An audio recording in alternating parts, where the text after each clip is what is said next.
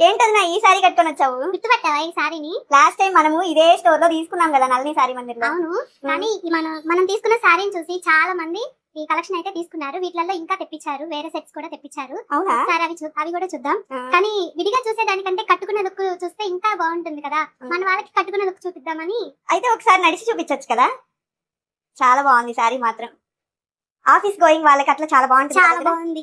Length కానీ fils కానీ falling కానీ చాలా బాగుంది సారీ. ఒకసారి కలర్స్ చూపించేద్దామా? ఓకే, ఈ సెట్ లో ఆల్రెడీ ఈ కలర్ మళ్ళీ సేల్ అయిపోయింది. ఇప్పుడున్న కలర్స్ అయితే ఇవి.